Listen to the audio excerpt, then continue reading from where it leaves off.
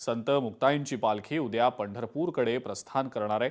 आषाढी वारीसाठी पालखी सोहळ्याची जय्यत तयारी देखील झालेली आहे। या प्रस्थान सोहळ्यासाठी उपमुख्यमंत्री एकनाथ शिंदे हे देखील उपस्थित राहणार आहेत। जळगावमधल्या मुक्ताईनगर इथून संत मुक्ताईंचा आषाढी वारी पालखी सोहळा पंढरपूरकडे उद्या प्रस्थान करेल आणि या पालखी सोहळ्याची जय्यत अशी तयारी करण्यात आलेली आहे।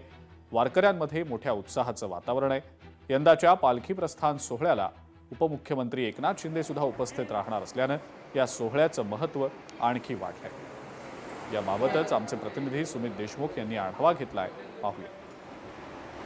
आषाढी वारी निमित्त संत मुक्ताबाई यांची पालखी उद्या प्रस्थान करत आहे। त्याच पार्श्वभूमीवर आपण या संत मुक्ताई मंदिरात आहोत। या ठिकाणी जय्यत अशी तयारी सुरू करण्यात आलेली आहे। रथ उत्सव या ठिकाणी निघणार आहे आणि पारंपरिक पद्धतीने या रथाला बैलजोडीच्या साहाय्याने पांडुरंगाच्या दर्शनासाठी जळगाववरून ही मुक्ताईची पालखी प्रस्थान होणार आहे। आपल्यासोबत रवींद्र महाराज आहेत, आपण त्यांच्याशी संवाद साधूया। महाराज, काय सांगणार या ठिकाणी संत मुक्ताबाईची पालखीला सुरुवात ही उद्यापासून होणार आहे आणि उद्यापासून पांडुरंगाच्या दर्शनाला मुक्ताबाई जाणार आहेत। आषाढी वारी हा वारकरी संप्रदायामध्ये फार मोठा एक साधनेचा भाग आहे। गेल्या 700 वर्षापासून म्हणजे आपल्या पालखीला 318 वर्ष झाली।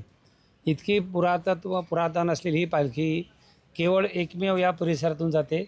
वारकरी संप्रदायामध्ये अतिशय मानाचं स्थान असलेली आदिशक्ती मुक्ताबाईंचा पालखी सोहळा श्री क्षेत्र मुक्ताईनगर ते पंढरपूर अर्थात तापी तीर ते भीमा तीर असा 600 किलोमीटरचा 6 जिल्ह्यातून प्रवास करीत 318 वर्ष झालीत। 8 ते 10 प्रस्थानचं कीर्तन होईल आणि उद्या सकाळी महाराष्ट्र राज्याचे उपमुख्यमंत्री एकनाथरावजी शिंदे यांना आम्ही तसं निमंत्रण दिलेलं आहे। मागच्या वर्षीसुद्धा ते प्रस्थानला आले होते, यावर्षीसुद्धा येण्याचं त्यांनी आश्वासन दिलं। त्यांच्या मातोश्री त्यांनी या मुक्ताईला हा रथ समर्पण केला।